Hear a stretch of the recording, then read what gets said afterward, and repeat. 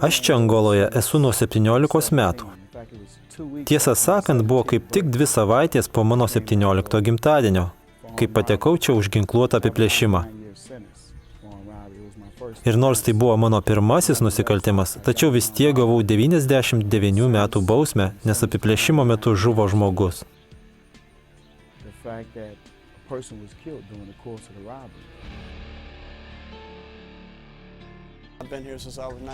Esu čia nuo 19 metų amžiaus. Problemų su teisėsauga turėjau jau nuo 12. Būdamas nepilnametis buvau areštuotas 5 kartus, o sulaukęs pilnametystės 2.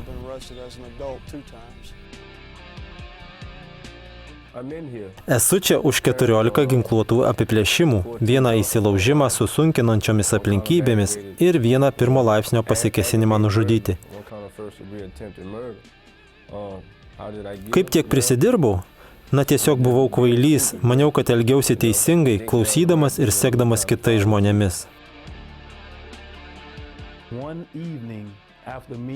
Vieną vakarą po to, kai mano ir žmonos santykiai ėmė blogėti, nusprendžiau pradėti santykiauti su kitomis moterimis. To pasekoje atsidūriau čia, Angoloje, apkaltintas dėl vienos iš jų išprievartavimo.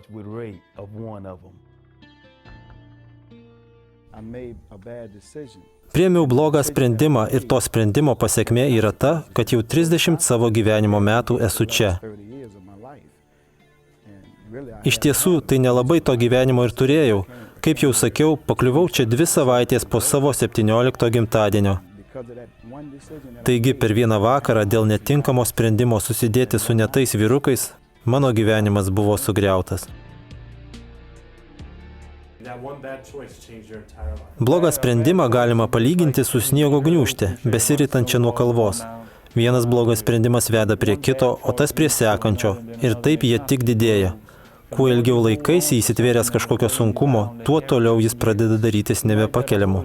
Kurį laiką galvoji, kad gali jį suvaldyti, bet galiausiai jis tave nugalės ir nugramzdins. Didelę įtaką sudaro ir bendraamžių spaudimas. Triniesi su kažkokia chebra, o jie daro dalykus, kurių žinai, kad nereikėtų daryti, bet galiausiai ir pats pradedi taip elgtis. Vieną kartą gal ir išsisuksi, bet ateis laikas, kai tave pagaus ir tai gali tau kainuoti likusį gyvenimą. Buvau 17 ir labai neklusnus savo tėvams. Nusprendžiau palikti namus, bet kai papuoliau į gatvę, greit paaiškėjo, kad be tėvų ten netaip lengva išgyventi. Pradėjau užsiiminėti visokiom nesąmonėm – narkotikai, plėšimai, vagystės. Taip sakant, bandžiau taip išgyventi. Dabar matau, kaip tie sprendimai mane nuvedė susinaikinimo keliu. Nedaryk skubotų sprendimų, suvaldyk pyktį, atsikratyk išdidumo, mokykis nusižeminti, nes viena nevaldoma pykčio akimirka ir tau gali atsitikti kaip man. Viena akimirka ir prarasi visą gyvenimą. Man 53, neturiu vaikų ir tas pats gali atsitikti bet kuriam iš jūsų. Čia turime marškinėlių su užrašu Angola, tai ne ta vieta, kur turėtum būti. Ir tai visiška tiesa. Jei gavai iki gyvos galvos, čia būsi, kol mirsi. Niekas nesiruošia tavęs iš čia paleisti. Turiu 3 vaikus, kurių nemačiau jau 5 metus. Abu mano tėvai mirė, taigi nebeturiu jokio kontakto su niekuo iš anapus. Taigi nebent tau labai patinka kalėjimas, kitaip padaryk viską, kad į jį nepapultum. Pradžioj turėjau 3 nusižengimus už vairavimą apsvaigus, o galiausiai baigėsi bausmė iki gyvos galvos. Kai dar tik pradedi eiti šiuo keliu, galvoji, viskas čia gerai, išeisiu ir tada bus tvarkoj. Aš tada pasikeisiu, darysiu tą ir aną. Klysti, keistis turi jau dabar. Sulaikymas neparodo, ar tu kaltas ar nekaltas. Dažnai sulaikomi ir vieni, ir kiti. Bet kad patektum į tokią vietą kaip ši, jau turi priimti tikrai negerus sprendimus. Taigi, kad ir su kuo susiduri savo gyvenime, privalai visada priimti teisingus sprendimus. Daug blogų sprendimų padariau todėl, kad norėjau daryti, ką norėjau. Gyvenime galėjau būti kuo panorėjęs. Už viską būtų buvę apmokėta, bet vietoj to, jog susiimčiau ir daryčiau, ką reikia, pasirinkau gyventi tik šią dieną. Iš tiesų, dauguma jaunimo dabar gyvena linksmybėmis ir gerų pojūčių vaikymusi. Jie nemąsto apie ateitį, nesusidėlioja teisingų prioritetų. Tai buvo diena kaip ir visos. Prabudęs tą rytą, tenorėjau susitikti su draugais. Kartu mes rūkydavom daug žolės, daug gerdavom. Ta kartą kartu beleidžiant laiką išėjo kalba apie apiplėšimą. Iš tiesų, nei vienas iš mūsų tame neturėjo jokios patirties ir mes apie tai kalbėjome tik juokaudami. Bet kuo toliau ir daugiau apie tai kalbėjom, tuo realiau viskas pasidarė. Galiausiai priėjom prie to, kad iš tikrųjų nusprendėm įvykdyti apiplėšimą. Nors nuo pat pradžių viduje žinojau, kad turėčiau tiesiog išeiti, nenorėjau pasirodyti esąs bailys. Mano du vyresni draugai skatino mane. Nagi, žmogau, padarom tai. Žinojau, kad turėčiau atstovėti ir pasakyti ne, nes visas mano vidus man sakė, jog tai yra negerai. Bet nenorėjau pasišiukšlinti, norėjau būti su savo draugais, norėjau būti gerbiamas, kad į mane žiūrėtų kaip į vyrą. Bent jau taip aš tuo metu suvokiau vyriškumą.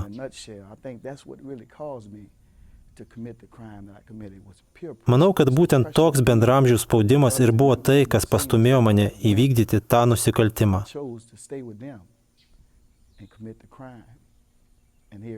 Taigi štai aš po 30 metų vis dar moku už tą savo sprendimą. Visa tai mane išmokė to, kad sprendimai turi pasekmes. Sprendimai, kuriuos priimi tavo gyvenimui, gali atsiliepti daug metų į priekį. Kaip jau sakiau, mano atveju 30 metų ir toliau, nes iš viso gavau 99 metus. Kiekvieną rytą nubudęs mąstau, kas jeigu viskas būtų buvę kitaip. Kai teisėjas man davė bausmę iki gyvos galvos, man buvo 19. Tuo metu net neįsivaizdavau, ką tai reiškia. Čia, Luizianoje, tai reiškia iki tavo paskutinio atodūsio. Per savo blogus sprendimus, tai yra narkotikų vartojimą, ginkluotus aplėšimus, automobilių vagystės ir kitus darbelius, aš praradau savo gyvenimą.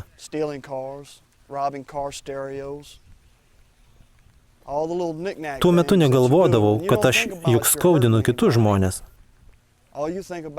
Aš tiesiog linksminausi. Galiausiai atsitiko taip, kad už visus tuos blogus sprendimus teko sumokėti. Betgi tu neprivalai taip visą laiką gyventi. Gali sustoti, palikti tuos sprendimus už savęs. Problema tame, kad dauguma iš mūsų ir toliau norime juos daryti, kol nepasiekiam visiško dugno. Nelaukit, kol jį pasieksit, kad jau tada pradėtume teisingai elgtis. Kai būdamas 19 aš čia patekau, dar nesupratau, kaip prisidirbau. Tačiau atsikėlus man kiekvieną rytą priminama per tai, kad kiti nusprendžia, kaip turiu rengtis, kaip valgyti, kada praustis, kada eiti dirbti. Visas mano gyvenimas yra valdomas kažkieno kito. Negaliu pats priimti sprendimų.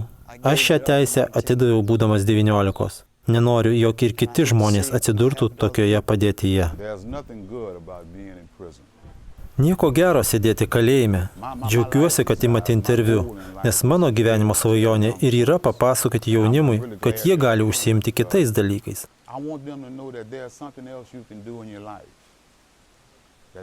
Mano situacija tikrai nelaimėjimas, čia nieko gero.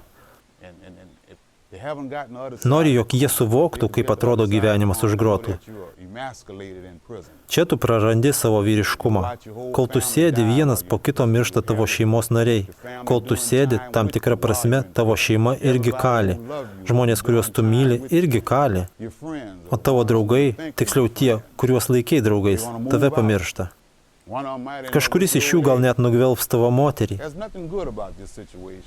Tai juk nieko gero. Jeigu jaunas vaikinas tik susimastytų, ir tikiu, jie visi tikrai gali mąstyti, tikiu, jie turi gerus protus, jiems tiesiog niekas nepasakė, koks gyvenimas jų laukia kalėjime.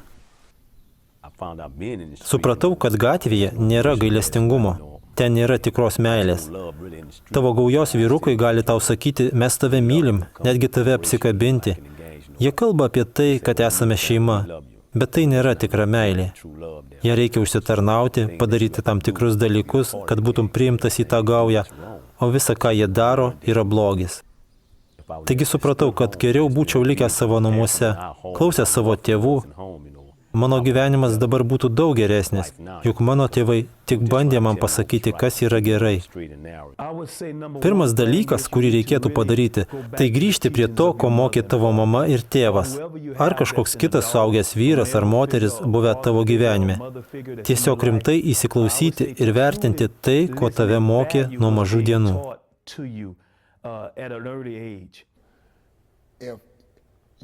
Kai kažkas bando tau paaiškinti, kas yra teisinga, pasistenk paklausyti. Kartais mums jaunikliams atrodo, kad kalba nesąmonės, bet jeigu nekreipsi dėmesio į tai, ką tau kalba tėvai ar kiti suaugusieji, greit gali atsidurti kalėjime arba kapinėse. Jei dabar nesustosi, kito šanso gali ir nebeturėti. Gali būti, kad jau būsi negyvas ar sėdėsi iki gyvos galvos. Aš tikiu, kad tikrai pasikeisti gali tik su bažnyčios pagalba. Susirask pastorių, diakoną ar kitą žmogų, kuriuo galėtum pasitikėti ir išsipasakoti.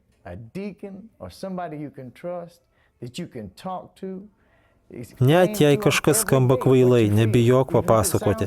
Paaiškink jam, kaip jautiesi kiekvieną dieną. Leisk jam kalbėti į tavo gyvenimą ir būti tavo patarėju. Tokiam žmogui būk tarsi jaunesnysis brolis. Kalėjimas tai ne ta vieta, kur turėtum būti. Čia ne gyvenimas, o tik egzistavimas. Vienintelis skirtumas tarp manęs ir mirtininkų tas, kad mane paliko kvėpuoti. Klausyk savo tėvų, kad ir kaip kartais sunku būtų. Nepasiduok, kalbėkis su jais, papasako, kas vyksta tavo viduje. Bet jokių būdų nepasiduok į gatvę. Neklausyk to, kuris jau yra gatvėje ir bando ten nusitemti ir tave. Tai bus tau tik į gerą. Jie padės tau priimti teisingus sprendimus. Tiesiog būk jiems klusnus, kad ir kas vyktų. Jei tėvų neturi, eik pas vietinės bažnyčios pastorių. Jie tikrai atidarys tau duris, tave išklausys ir tau padės. Tačiau tu turi išdrįsti prašyti. Mes visi norim geresnio gyvenimo. Norim turėti įvairių gerų daiktų ir patirčių savo gyvenime. Tačiau ne iš to susideda gyvenimas, o iš santykių. Kai būsi kažką nuveikęs, patyręs, įsigijęs kažkokių daiktų, jų neprisiminsi, tu prisiminsi santykius. Štai kas iš tiesų yra svarbiausia. Seni žmonės sakydavo, įsiklausyk savo širdies ir elkis pagal pirmą mintį, kuri tau atėjo. Dažniausiai pirma mintis, kuri mums ateina, būna nedaryk to. Taigi 2 kart pagalvok, nes po to gali tekti gailėtis visą gyvenimą. Kad ir kokioje situacijoje būtum dabar, visada gali rinktis pasikeisti. Pokyčiai lengvai neateina, bet jie visada veda į gerą.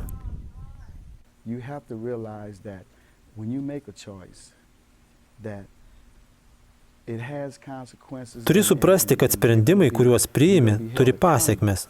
Ir už tuos sprendimus ir pasekmes turėsi atsakyti.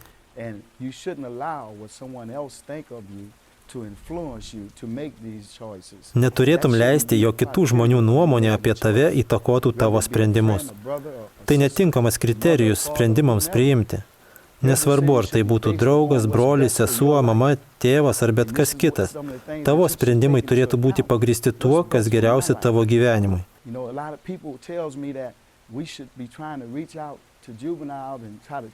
Daug kas man sako, kad mes turėtume stengtis padėti jaunimui, raginti juos nepatekti į tokią vietą kaip ši. Ir tai yra tiesa. Tačiau nesvarbu, ką aš sakysiu, ar kažkas kitas sakys. Sprendimus priimi tu. Tai tu pats turi norėti kažką pasiekti savo gyvenime.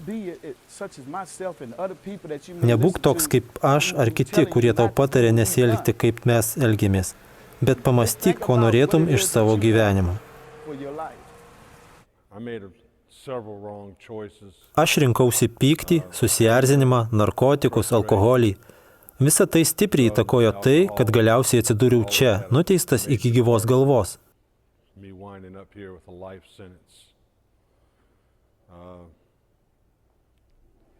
Vienas dalykas, kurį patarčiau kitiems, kad nepatektų į mano situaciją, būtų sekite Dievu.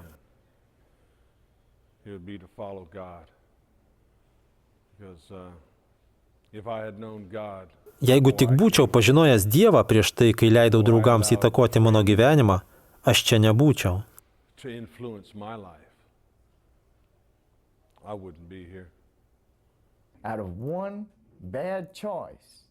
Per vieną neteisingą pasirinkimą mano gyvenimas baigtas.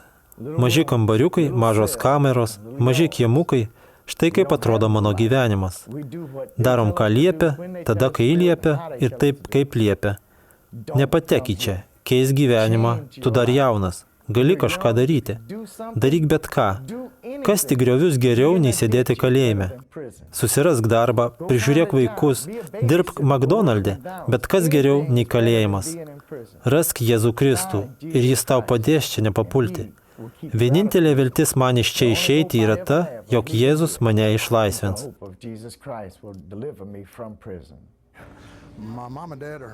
Mano mama ir tėtis yra atsidavę krikščionys. Ten laisvėje jie turėjo draugę vardu Henrietta Sadler. Aš tuo metu buvau labai nemalonus. Vieną dieną Henrietta manęs paklausė, kodėl aš toks piktas. Na ir aš jai viską išdėjau. Tada ji man tarė, žinai, Dagai, tu turi galę pakeisti savo dieną. Gali ją daryti, kokią nori. Bet be Dievo mano gyvenime visa tai man buvo tik tušti pliurpalai. Dabar, kai pažįstu Viešpatį, tai jau nebe pliurpalai. Viena, ką matau, tai jauni žmonės mėgsta kaltinti kitus dėl savo klaidų. Bet tai mes renkamės, ką darome. Niekas mūsų neverčia. Tad kol dar jauni ir lengvai paveikiami, rinkitės Kristų. Geriau jau pasiduoti Dievui dabar, negu vėliau dėl kažkokio tai nusikaltimo pasiduoti pareigūnams.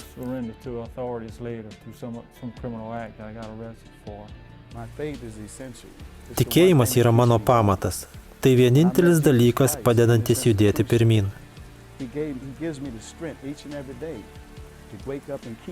Nuo tada, kai sutikau Jėzų šioje įstaigoje, jis duoda man ryžto kiekvieną rytą atsikėlus nepasiduoti.